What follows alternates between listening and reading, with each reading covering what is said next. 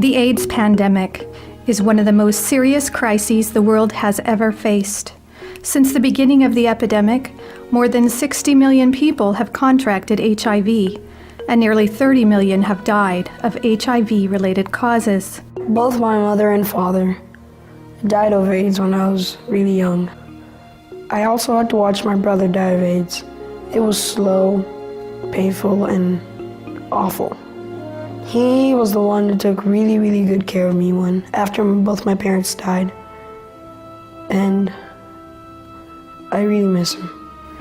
With close to 34 million people in the world now carrying the HIV virus, and an estimated 2.7 million people newly infected each year, it's clear the world has not figured out how to stop this disease.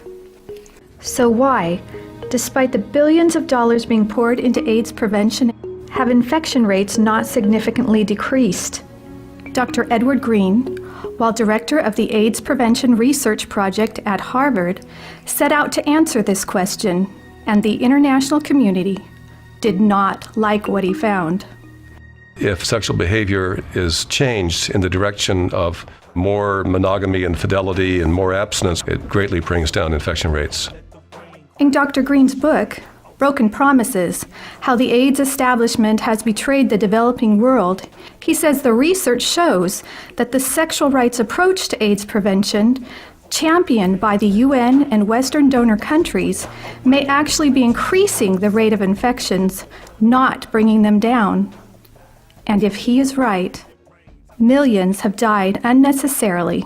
When I was a young girl living in Mozambique, a documentary was made about my brothers and I because both of our parents died of AIDS. Meu pai morreu em 2001.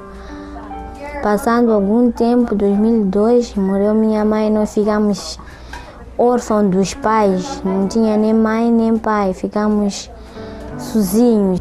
Passamos por um momento muito difícil. Ficamos só sozinhos em casa. Éramos só crianças e vivemos sem pai nem mãe.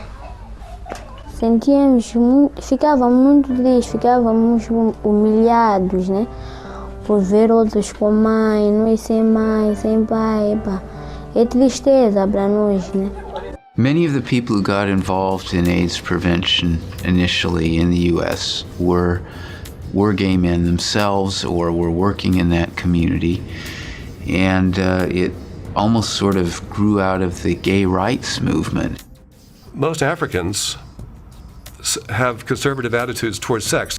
My own personal attitude happens to be more the liberal one. Most of the people who work in AIDS prevention adhere to a liberal attitude towards sexual behavior.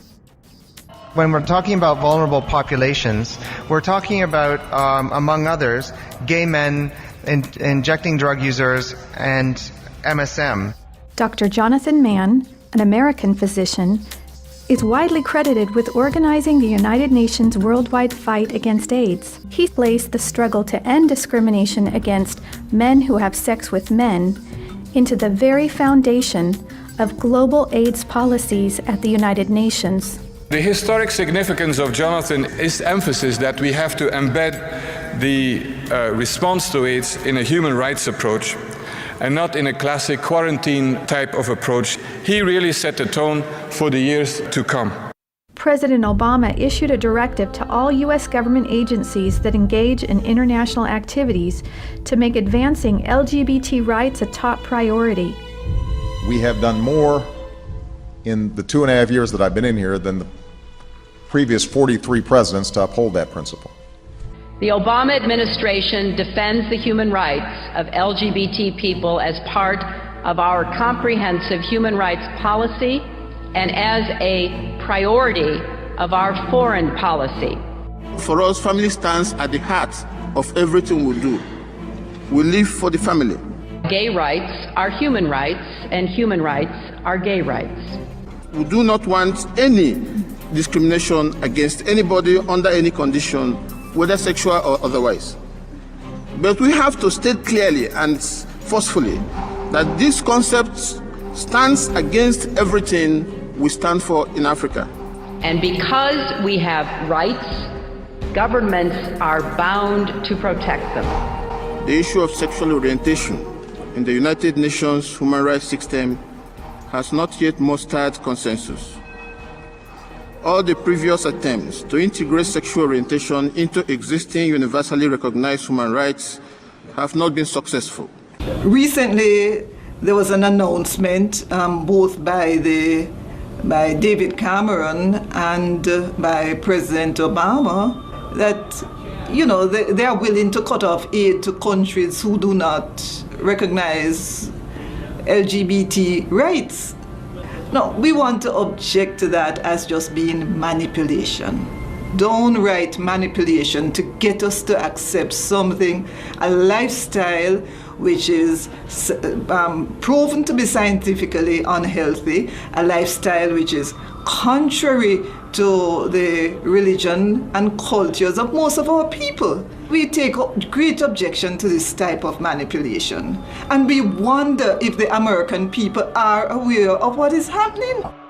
Okay, so what we're seeing is the LGBT agenda being pushed in you know, like a carrot stick for aid money. You want aid money, then you must change your laws. These issues of gays and transvestites, transsexuals. This is a new form of imperialism, I must say, and it's surprising that the American, you know, government is at the forefront of that imperialism.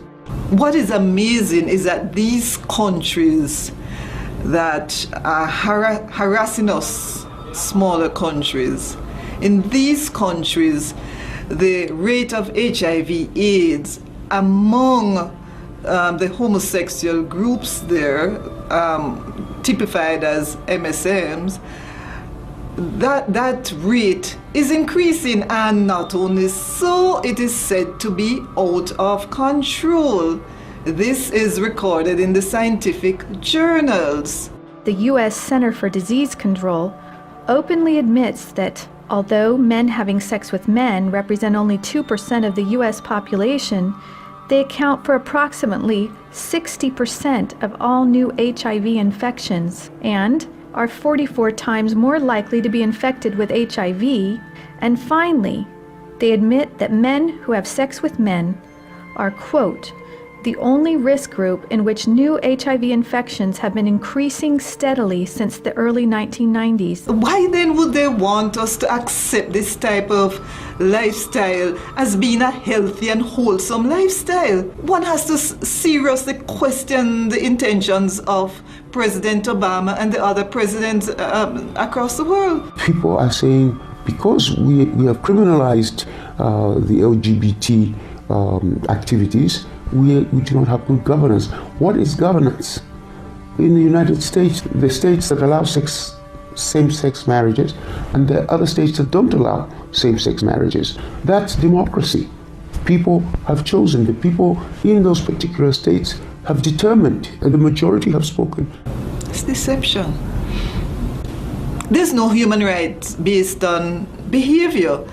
All people are equal, but not all types of behavior are equal. That's blackmail, and it's blackmail on a moral issue, on an issue that we're forcing governments, African governments, now to go into the village and explain to their people.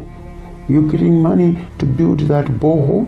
You're getting money to, bring water or electricity into your community simply because you're now going to allow Jane over here to marry Mildred over there. We stand against violence to anybody in the community. We stand against violence. At the same time, it does not mean that we have to accept the lifestyles of others. I'm not saying that I am that I don't like homosexuals or lesbians. I love them. They're my brothers and sisters. But I do not love or do not like what they do. But what we're emphasizing is that maintain your way of life while we maintain our own. Well, the end result will be deconstruction of the family system and the family structure in Jamaica. The third and perhaps most challenging issue arises when people cite religious or cultural values as a reason to violate or not to protect the human rights of LGBT citizens. It's against Christian values. And we take, our Christianity differently. It's not like you put on a coat and you can take it off at night. We are Christians through and through, and that's Christianity. We adopted from, the very same people now who are coming in and saying, we're not giving you aid money. It usually starts, from what I've noticed, it starts with the repeal of the anti-sodomy laws, but it doesn't stop there. Once these laws are repealed, it then gives opportunity for persons to demand other rights. They get to the point where they demand marriage or civil unions. Then it gets to the point where churches, there is a demand for these unions to be solemnized in churches. It gets into the educational system. It gets to the point of where criticism of the lifestyle then becomes an offense, and people are fined for this type of thing. And to come in and to say we must change our laws, it's actually to come in and say what we told you about Christianity, what we told you about Islam is not true. Then the Bible maybe has to be changed in this case, because it's in the Bible, and we were told it's in the Bible. There's no witchcraft. You shouldn't have more than one wife. You shouldn't do this. You shouldn't do that. And homosexuality is wrong. Lesbianism is wrong. A man should not be dressed like a woman. Now to come in and say we have to change. What platform really are we on to say that we must change? Once you say anything remotely critical of the lifestyle in these countries, there is a problem. And so I'm concerned for my own country, which is a highly religious country. I am concerned about the impact that this could have on freedom of speech. I believe countries have got a right to protect themselves, to protect their citizens from these influences that are not of Africa, that are not of our communities. I was shocked to realize that some months ago in Pakistan, the US ambassador there announced a gay party, a party for all local homosexuals. I felt that was an affront to the Pakistani people, and I just wondered how insensitive could one get, Isn't that just a total disregard of the culture of a people? In 2011, the UN Special Rapporteur on the Right to Education issued a report to the UN. This report claimed that children have a right to comprehensive sexuality education that, among other things, will abolish guilt feelings about eroticism, include homosexual education, and make students aware of their sexual rights, such as the right to sexual pleasure. It's about starting when we're with children about the expectation of roles, and we need to start there. My brother Luigi and I had an opportunity to go to the United Nations and give a speech on the UN floor. First, my brother explained about how we became orphans when both of our parents died of AIDS. We were able to go in closed United Nations negotiations where we saw developed countries trying to force the African countries to accept comprehensive sexuality education. This kind of education tells youth they can have fun and have sex and just use condom.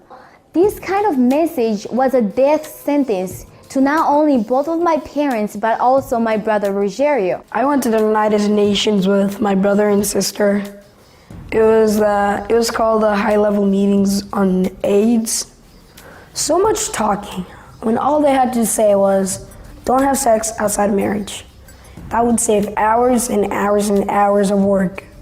Then it was my turn to speak. I told them how Planned Parenthood was passing out a booklet for HIV positive youth at the United Nations called Healthy, Happy, and Hot. Can you imagine? This is for the kids who have AIDS.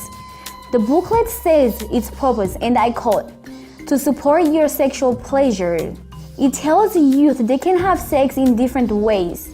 It teaches about sexual pleasure through masturbation, with same-sex partners, and even if you are drunk. The first time I came to the United Nations was around 1999. And I remember very clearly I had made some speeches at the United Nations, and I had no idea that when I was calling for comprehensive sexuality education, that it was about pushing the sexual rights movement. In his speech to the International AIDS Conference in August of 2008, UN Secretary General Ban Ki-moon called for the decriminalization and destigmatization of homosexual sex. However, there's no evidence that destigmatizing or decriminalizing the sexual behavior of high-risk groups decreases HIV/AIDS rates.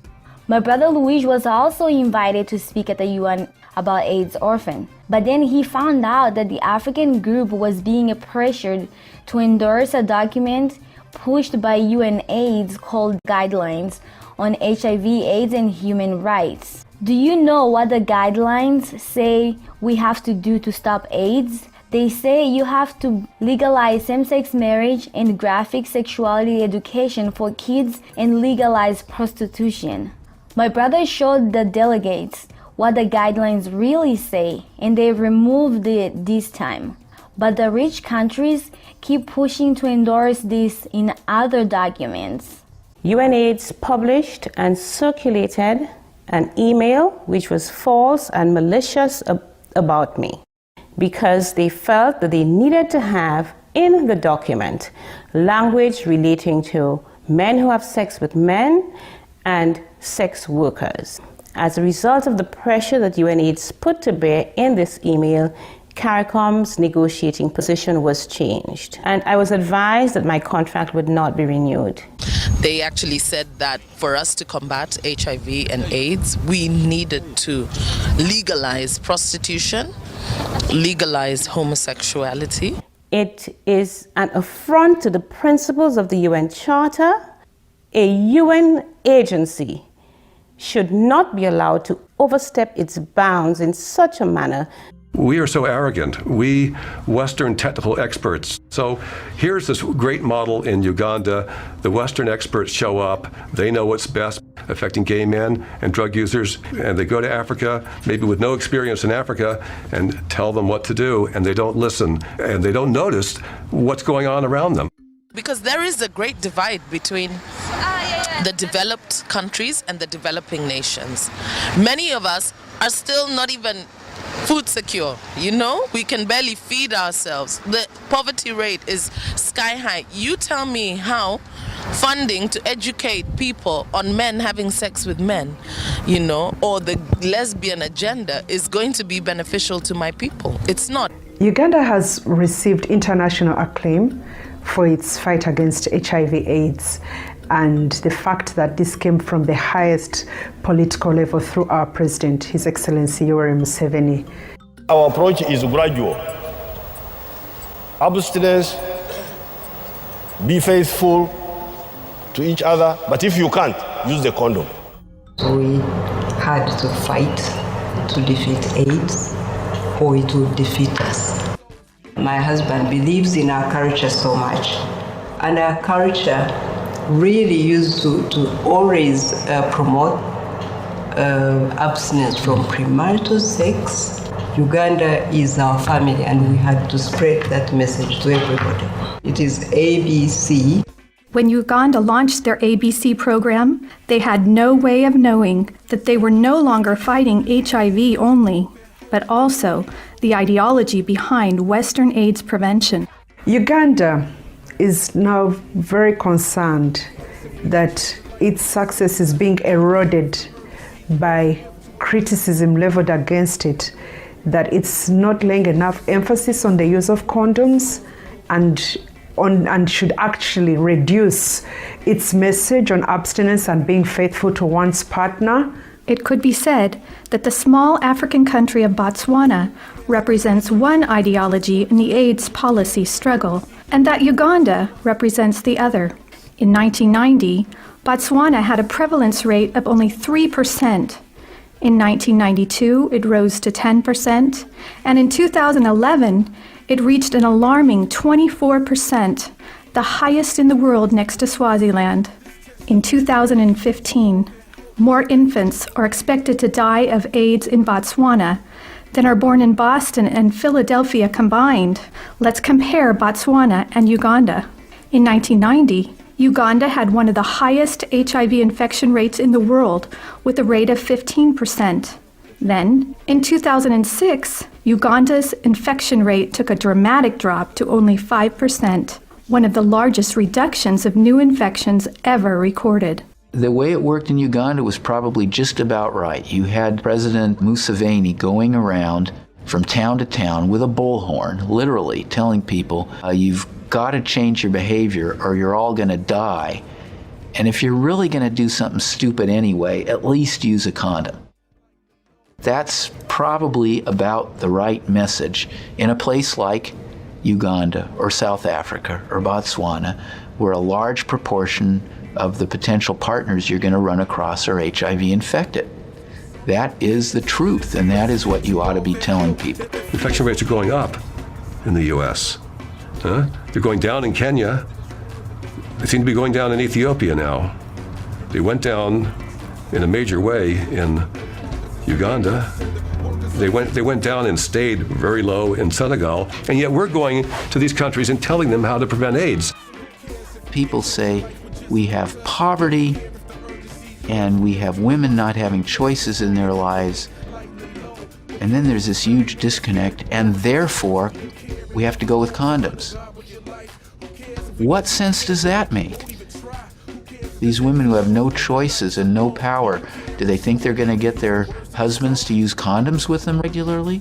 Today, a condom isn't something that a woman can, in most situations, negotiate. And so we have to look for prevention tools. Condom use in steady partnerships is not even in the double digits anywhere in the world among heterosexuals. Anywhere in the world. I could see where he was going, but a part of me could not stop. It felt so good to be loved. And he asked for sex. And I thought, I don't give in, I'm going to lose this guy. The good news about condoms is that they are an effective product. The bad news is they're not 100% effective. They had to take a blood test. It was the worst experience I ever went through. I was shaking. Also, I said, God, if I have AIDS, I'm finished. And I came so close to the fact that I could be HIV positive. I just lost a friend, 21 years old. I saw her in the last stages. She had full-blown AIDS. It was so scary, so scary. Who among us has not heard somebody say that you can only get HIV from unsafe sex? Well, that's a statement that condoms are 100% effective, which just clearly isn't true. The way we do AIDS prevention, which can be called risk reduction only, you're reducing the risk but not avoiding or eliminating the risk. If you're a young person in South Africa, even if you're using condoms consistently, if you're in a situation where a third of the potential partners you're running into are positive, even with 90% protection, there's a substantial chance that after several years you're going to get infected anyway. Which countries in Africa have the most condoms and use the most condoms? Botswana, South Africa, Zimbabwe. Those countries stand out. And they don't have lower infection rates, they have higher infection rates. We put that data into a table that shows as condoms become more available, instead of infection rates going down, they actually rise. The use of condoms is what we believe is the cause for the slight increase that we have seen in the infection of AIDS, HIV. And this is because it lets our population believe they can let their guard down and they can actually behave in risky behavior because of the belief that these condoms can actually prevent AIDS 100%, and that is not true. I'm in no way opposed to promoting condoms as part of a strategy for AIDS prevention. The problem with condoms is if we let that give us the illusion that we can forget about the A and the B. If you're a young person in South Africa and you've got the message drummed into you that AIDS prevention equals condoms, you think you're protected, and therefore you don't examine your underlying behavior and stop to question whether Having multiple partners in the middle of an AIDS epidemic is totally insane or not. You know, you can use the analogy of seatbelts and drunk driving. It's not a bad idea for them to wear seatbelts. The problem comes in when you have the illusion that as long as you wear seatbelts, it's okay to keep driving drunk. Meu pai ficou doente quando nós estávamos em 10 de agosto, por muito tempo. Sentia-se mal quando nós víamos ele doente. Pensávamos, quando ele morrer, vamos ficar com quem? Quem vai nos sustentar? Sempre andávamos tristes. Mais tarde, ele acabou por perder a vida. Quando ele perdeu a vida, também ficamos desesperados. Porque ficamos por 3 meses na casa, sem teto. Eu brincava com meus amigos. Às vezes, meus amigos, quando eram chamados com a sua mãe, ele respondia mãe. E eu não tinha mãe para poder responder. Então, eu ficava assim um pouco mais triste por não ter mãe. Não tinha ninguém para poder chamar mãe. Right now, nearly 40 million people are living with HIV. The annual cost of getting treatment to everyone in the world who is HIV positive will be more than $13 billion a year, every year. Moreover, these figures assume no increase in the total number of people who will need treatment. Yet we're averaging over 4 million new infections a year. In other words, for each new person who got treatment for HIV, about 10 people became infected. If we don't increase our investments in prevention, how can the world afford, from a humane perspective, from a moral perspective, from a financial and economic perspective, that every year between 4 and 5 million people will become infected? The cost of promoting the ABC program the way Uganda did it in the early years, when they broke the back of what was then the world's worst epidemic and turned that epidemic around, it was less than 50 cents per person per year. Not only is there this sort of general indictment that we have violated trust and betrayed the people of the third world and everything by letting our ideology get in the way, but we have pushed Uganda away from the model that's worked so well. If you go to Uganda today, the emphasis is on drugs, it's on condoms, testing. The old ABC program that put real emphasis on A and B, that involved the church, went into the schools, it's been largely dismantled. People accuse the religious right of being willing to let millions of Africans die for their beliefs. Well, unfortunately, in a sense, some people on the left are willing to let millions of Africans die because they don't want to say anything that sounds like they're interfering with their sexual freedom. Uganda has also recently come under heavy attack and criticism about its policies on homosexuality, and I think a lot of it is based on misunderstanding. Coming from a country where we have seen our loved ones die from HIV/AIDS, seen the suffering, the toll that such illness bears, not just on the affected individual, but the family, the society, our whole economy is suffering. And it is our deepest belief that we owe it to our fellow Ugandans to put the right policies in place. And homosexuality erodes the very, very fabric of our society in the sense that it puts our people at risk. Dr. Rand Stoneburner, he worked for the World Health Organization and he was all immersed in the Uganda data. But Stoneburner said that history will look back on this period and say one of the great abuses of the latter part of the 20th century is a failure to do AIDS prevention in ways we know are effective. If we learn anything from Uganda, then what these nations look like in the future will be decided by the choices their young people make today. But I'm not a virgin anymore. What's the point? I could just go on. After all, I've lost it. I got to know about secondary virginity. I say I may have lost the first, but I can keep myself from now till marriage. Young people decide, and many have against premarital sex, and they know that abstinence works. And they're proud to speak about it these days because they know that their lives are different. I was tempted, I tried it out. it wasn't what I thought it was.